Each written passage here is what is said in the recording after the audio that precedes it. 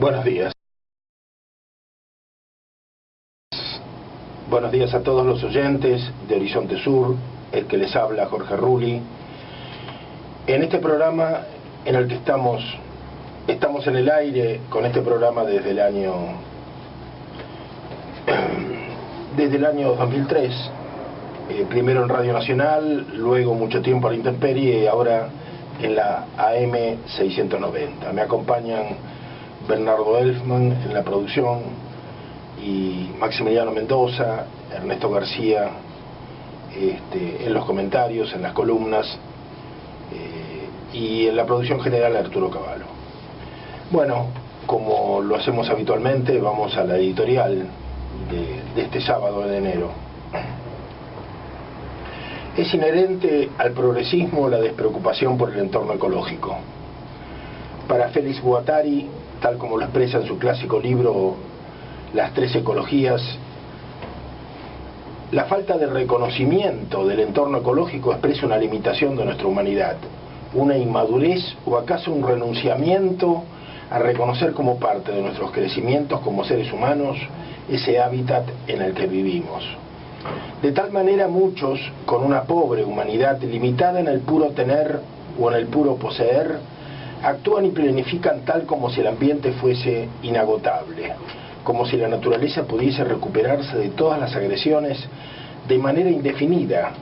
como si pudiese reponerse de todos los abusos que se llevan a cabo cada día, siempre, sin que siquiera nos preocupemos. No hay límites entonces para la explotación de los recursos, no hay agotamiento de los bienes naturales que puedan preocuparnos. Es decir, que en todas sus operaciones comerciales y en sus proyectos, para estos sectores progresistas, empresariales y tecnocráticos, lo ecológico no existe como preocupación ni como objeto de prevención. Sencillamente no lo ven, no lo tienen en cuenta. Simplemente es algo que está dado, que se sobreentiende que existe, que no se calcula ni se protege. Tan solo que últimamente, y sacando experiencias de tantos reclamos masivos de las poblaciones afectadas por sus horribles prácticas, suelen añadir a sus discursos que siempre nos prometen la felicidad de consumos o niveles de vida superiores alguna frase puramente formal que expresa preocupaciones sobre los probables impactos sobre el entorno y la promesa de que las consecuencias sobre el medio ambiente serán minimizadas. No solo son expresiones insinceras a las que obligan los usos correctos, sino que en realidad el concepto de impacto es en sí mismo engañoso e hipócrita,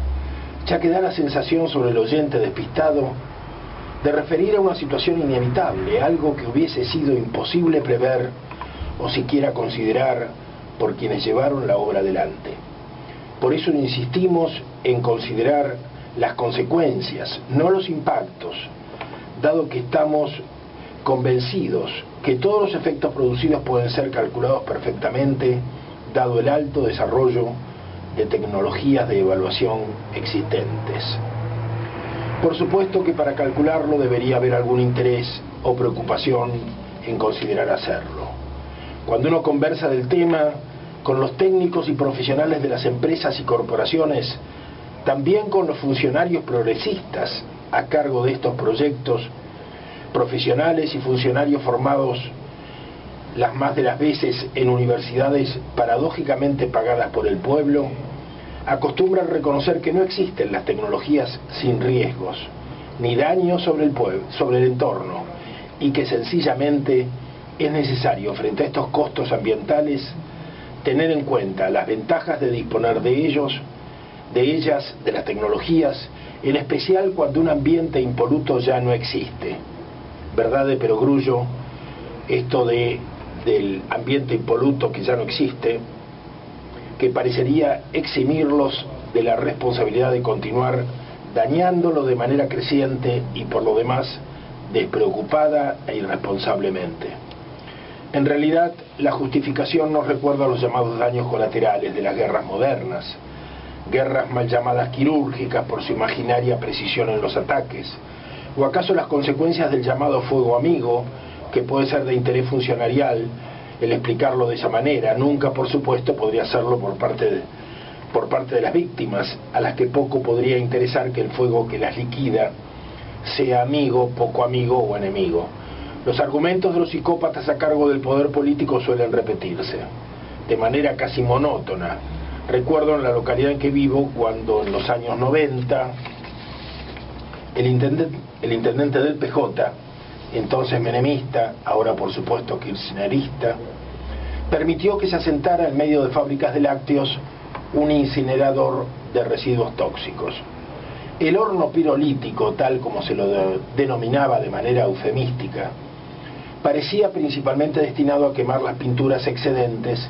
de la fábrica de automotores de Macri padre. Método sin duda más económico para él que modificar las tecnologías y usar en sus empresas pinturas no contaminantes.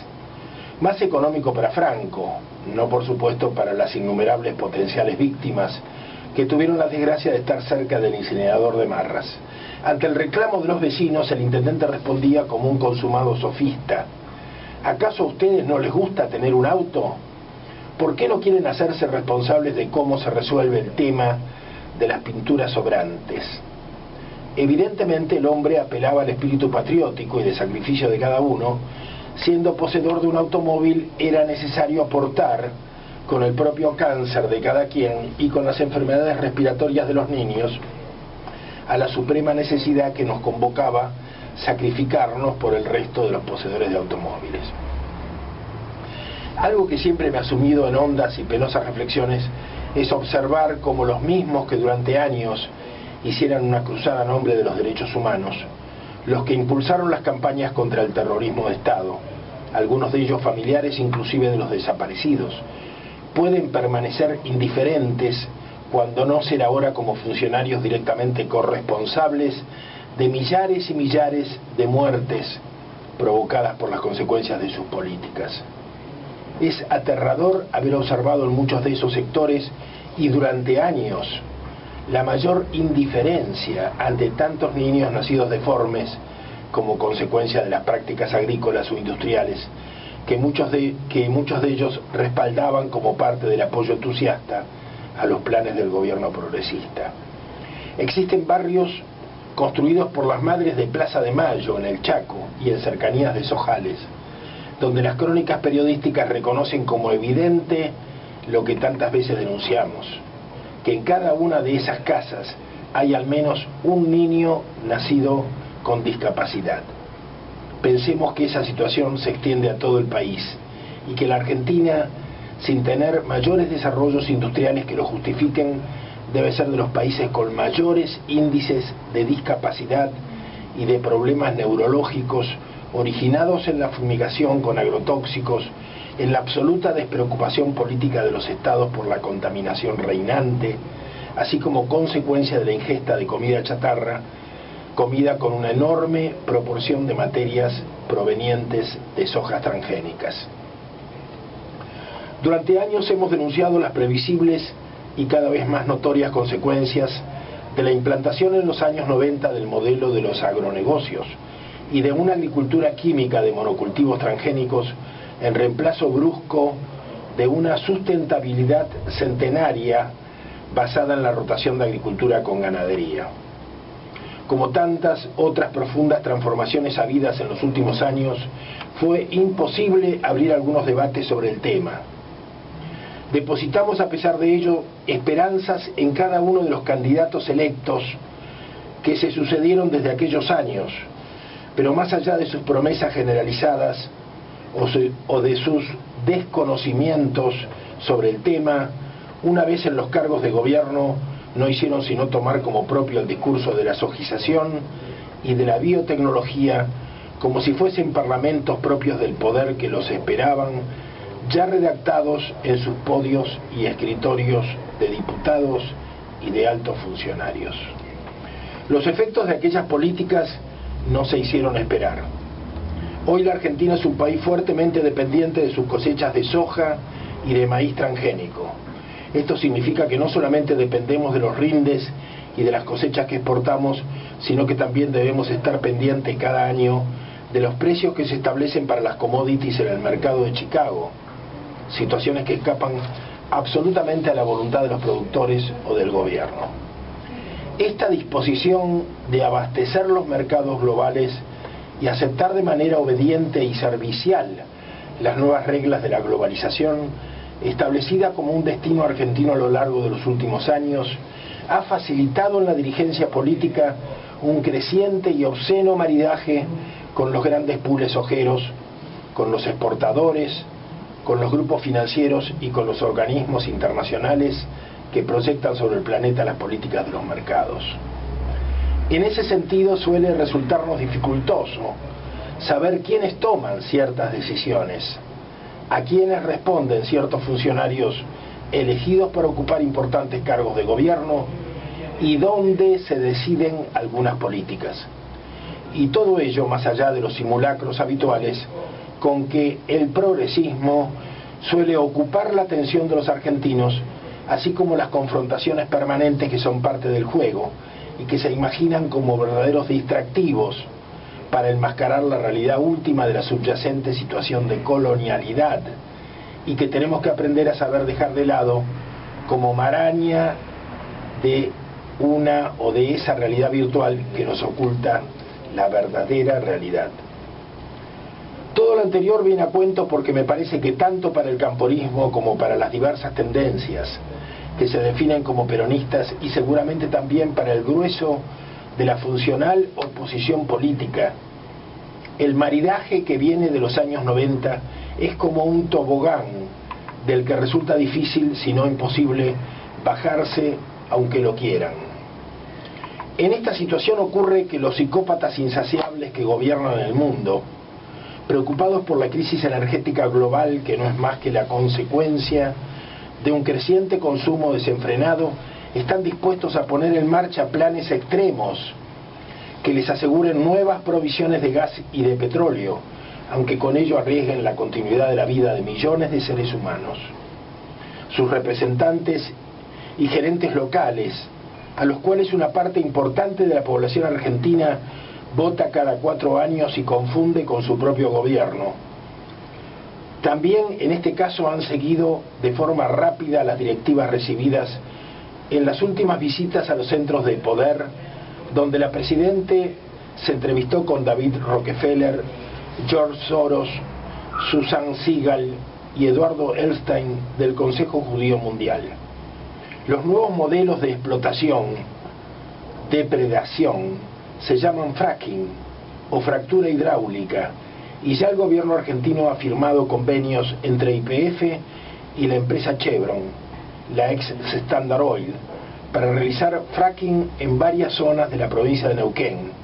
y se amenaza con repetir estos convenios sobre la provincia de Entre Ríos. Veamos qué dice Wikipedia acerca de fracking. La fracturación hidráulica o fractura hidráulica, conocida en inglés como fracking, es una técnica para posibilitar la extracción de gas y petróleo del subsuelo. El procedimiento consiste en la inyección a presión de algún material en el terreno con el objetivo de ampliar las fracturas existentes en el sustrato rocoso que encierra el gas o el petróleo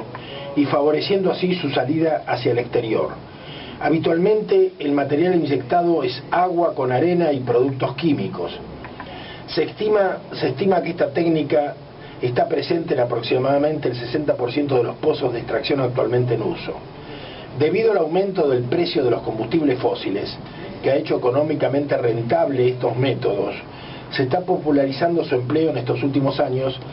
especialmente en los Estados Unidos. Existe una gran controversia sobre el peligro medioambiental derivado de esta técnica, pues además de un enorme consumo de agua, es habitual que junto con la arena se incluyan multitud de compuestos químicos cuya finalidad es favorecer la fisuración o incluso la disolución de la roca y que podrían contaminar tanto el terreno como los acuíferos subterráneos. Hasta allí Wikipedia. Digamos ahora que lo que se nos propone es un horror. Un horror peor tal vez que la sojización y que la megaminería. Un horror que amenaza con devastar la provincia de Neuquén y que en este caso que se lleve a cabo en Entre Ríos podría llegar a contaminar todo el acuífero guaraní que es una de las más importantes reservas de aguas limpias del planeta y que deberían heredar las próximas generaciones. Una vez producida la fractura con explosivos e inyectándose enormes cantidades de agua acompañada por ingentes cantidades de tóxicos, tanto el gas mezclado en los esquistos como estos venenos liberados contaminan inevitablemente toda el agua subterránea de zonas muy amplias, brotando en la superficie tanto a través de innumerables resquicios. En los mayores de ellos es recogido mediante bombas por las empresas, como en los lechos de los ríos o en las canillas de las casas de quienes habitan cerca. Basta comprobar las múltiples y crecientes denuncias norteamericanas y canadienses de ciudadanos que pueden encender sus grifos de agua como sopletes y que testimonian la muerte de sus ganados y hasta de la fauna silvestre para saber del futuro que nos aguarda por este camino. Una vez más afirmamos que el camino de la modernidad tardía y periférica que nos ofrece el progresismo es un camino sin retorno, un simple camino de ida. Tomemos conciencia que las diversas alternativas políticas que se nos ofrecen en la actualidad son parte de discursos funcionales a las nuevas dependencias. Necesitamos escapar de esta encerrona de relatos y de puestas en escena que han olvidado la necesidad de recuperar la nación, generar un proyecto de país y procurar la felicidad del pueblo argentino.